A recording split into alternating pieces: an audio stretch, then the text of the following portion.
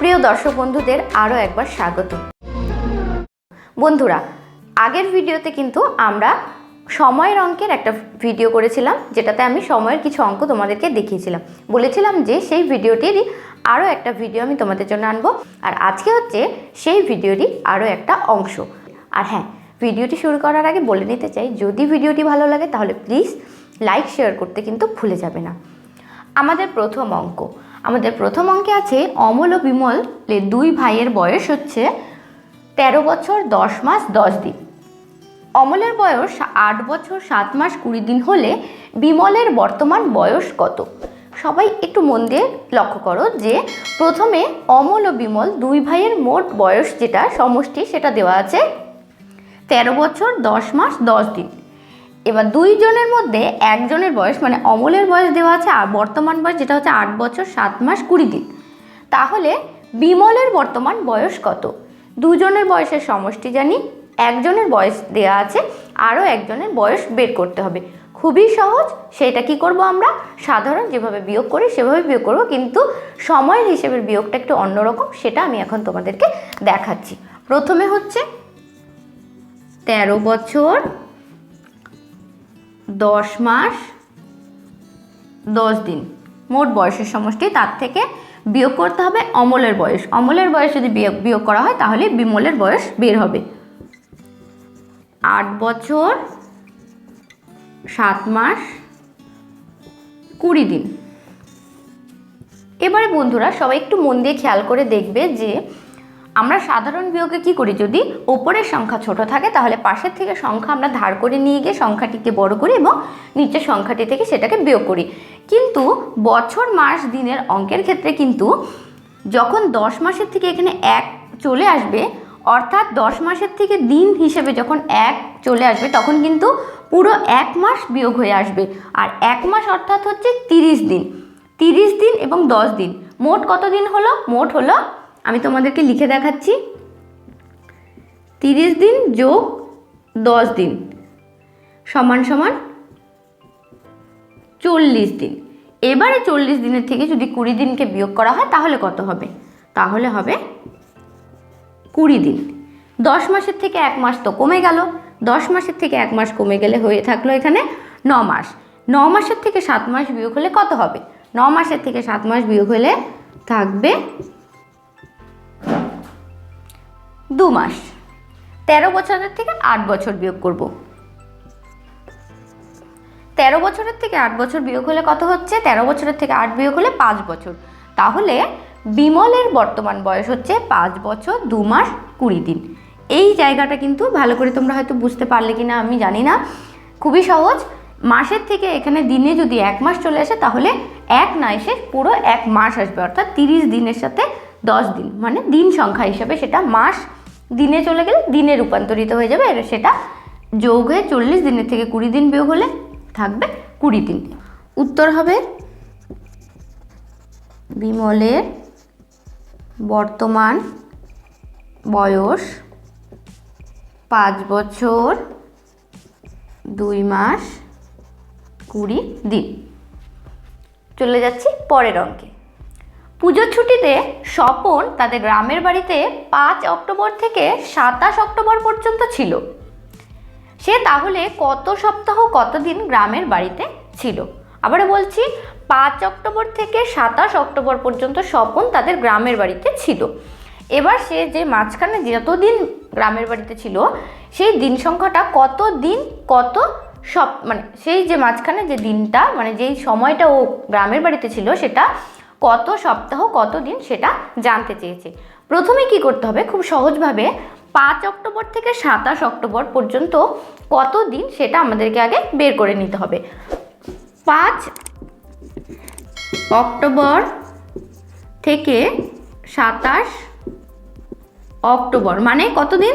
5 তারিখটা কিন্তু ধরতে হবে। 5-5-এর পরে 6, 7, 8, 9, 10, 11, 12, 13, 14, 15, 16, 17, 18, 19, 20, 21, 22, 23, 24, 25, 26, 27 মোট কত দিন হচ্ছে? মোট হচ্ছে 23 দিন। এবার এই 23 দিন মানে কত সপ্তাহ কত দিন সেটা আমাদেরকে বের করতে হবে। আমি কিন্তু আমার আগের ভিডিওতে, অর্থাৎ এই ভিডিওর আগে যে অঙ্কের সময়ের হিসাবের অঙ্কটা করেছিলাম, সেখানে কিন্তু আমি তোমাদের বলেছিলাম যে সময়ের হিসেব অর্থাৎ দিন মাস বছর এই অঙ্কগুলো করার সময় কিন্তু কিছু জিনিস আমাদেরকে মনে রাখতে হবে। সেটা হচ্ছে 7 দিনে 1 সপ্তাহ, 30 দিনে 1 মাস, 12 মাসে 1 বছর, 365 দিনে 1 বছর। এই যে সহজ কিছু জিনিস, এগুলো যদি আমরা পরিষ্কার মাথায় রাখি তাহলে কিন্তু মাসের অঙ্ক, মাস বছর সময়ের যে অঙ্কগুলো আছে সেগুলো কিন্তু আমাদের করতে খুব একটা অসুবিধা হবে না। এবার 23 দিন মানে কত সপ্তাহ কত নেই সেটা আমরা কি করে বের করব? এখানে জানতে চেয়েছে যে কত সপ্তাহ কত দিন, যেহেতু সপ্তাহ বের করতে বলেছে তাই কি এক সপ্তাহ মানে হচ্ছে 7 দিন। এবার 23 দিনের থেকে যদি আমি 23 দিনকে যদি আমি 7 দিয়ে ভাগ করি তাহলে বের হবে 2 দিন, অর্থাৎ 3 সপ্তাহ 2 দিন করাই আছে। অর্থাৎ সে কত সপ্তাহ কত দিন গ্রামের বাড়িতে ছিল? সে 3 সপ্তাহ 2 দিন গ্রামের বাড়িতে ছিল।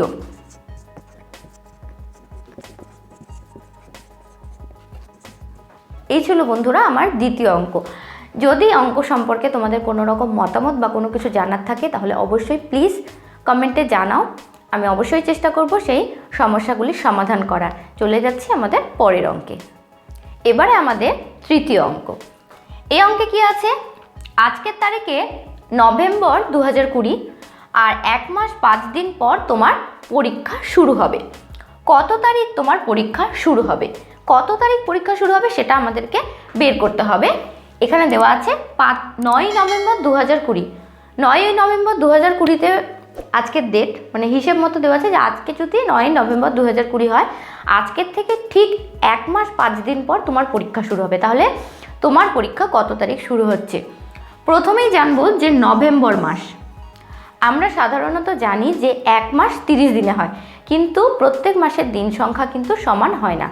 কিছু মাস 31-এ হয়, কিছু মাস 30-এ। আর ফেব্রুয়ারি মাস যেটা এক্সেপশনাল, সেটা হচ্ছে কোনো ক্ষেত্রে লিপিয়ার হলে সেটা 29 দিনে, আর লিপিয়ার না হলে সেটা 28 দিনে হয়।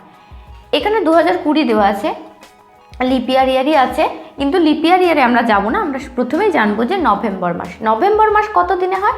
নভেম্বর মাস 30 দিনেই হয়। এবার 9 নভেম্বর থেকে 1 মাস 5 দিন পর, ঠিক 9 নভেম্বর থেকে 1 মাস যদি আমি পরে যাই তাহলে কত হচ্ছে? 9 নভেম্বর থেকে নভেম্বরের পরের মাস হচ্ছে 9 ডিসেম্বর, 1 মাস। 9 নভেম্বর থেকে 9 ডিসেম্বর পর্যন্ত 1 মাস, অর্থাৎ সমান সমান 30 দিন। এই 30 দিনের 9 নভেম্বর থেকে 9 ডিসেম্বর 30 দিন, 30 দিন প্লাস 30 দিনের সাথে 1 মাস 5 দিন, অর্থাৎ 30 দিন যোগ 5 দিন। 9 ডিসেম্বরের সাথে কি করতে হবে? আরও 5 যোগ করতে হবে। মানে 9-এর সাথে যদি 5 যোগ করা হয় তাহলে কত হবে? 9 আর 5 যোগ করলে হচ্ছে 14। অর্থাৎ 9 নভেম্বর 2020 থেকে 1 মাস 5 দিন পরে যদি যাই তাহলে 14 তারিখ হচ্ছে পরীক্ষার ডেট। 30 দিন যদি এখানে কিন্তু যদি নভেম্বর না হয়, যদি অন্য কোনো মাস হতো যেটা 31 হয়, সেক্ষেত্রে কিন্তু 31-এর সাথে 5 যোগ করতে হতো। যেহেতু 30 দিনে হয় নভেম্বর, তাই 30 দিনের সাথে 5 যোগ করা হয়েছে। সেই 5 মানে 30 দিন আর 5 দিন হচ্ছে 9 তারিখের সাথে আরও 5 দিন পরে যদি যাই তাহলে 9 তারিখের পরে কত হচ্ছে? অর্থাৎ 9-এর পরে 10, 11, 12, 13, 14, এই 14 তারিখ হচ্ছে পরীক্ষা শুরু হবে। তাহলে বন্ধুরা এটাই হচ্ছে এই অঙ্কের উত্তর, 14 তারিখ। আশা করি বুঝতে পারলে অঙ্কটা। আমি সহজভাবে দেখানোর চেষ্টা করেছি। যদি ভালো লাগে তাহলে অবশ্যই ভিডিওটি লাইক, শেয়ার আর সাবস্ক্রাইব করতে ভুলে যাবে না। আর হ্যাঁ, আমি আগেও বলেছি বন্ধুরা, আবারও বলছি যে তোমরা কী ধরনের ভিডিও দেখতে চাও বা কী কী বিষয় ভিডিও চাইছো প্লিজ কমেন্টে জানাও। আমি অবশ্যই সেই সব বিষয়গুলি নিয়ে নতুন ভিডিও আনার চেষ্টা করব, কারণ তোমাদের এই কমেন্টগুলি আমাকে নতুন ভিডিও তৈরি করার অনুপ্রেরণা দেয় আর আইডিয়াও দেয় যে আমি কী ধরনের ভিডিও করলে বা ভিডিও আনলে তোমাদের হেল্প হবে। আর বন্ধুরা, শেষ করার আগে আরও একটা কথা বলে দিতে চাইছি যে দিশান বাংলায় কিন্তু এখন আরও নানান রকম এডুকেশনাল ভিডিও, নানান রকম বিষয় ভিডিও তোমরা পেয়ে যাবে। তাই প্লিজ সাবস্ক্রাইব করো চ্যানেলটিকে আর আমাদের পাশে থাকো। পরবর্তী ভিডিওতে আবারও দেখা হচ্ছে। সবাই ভালো থাকবে, ধন্যবাদ।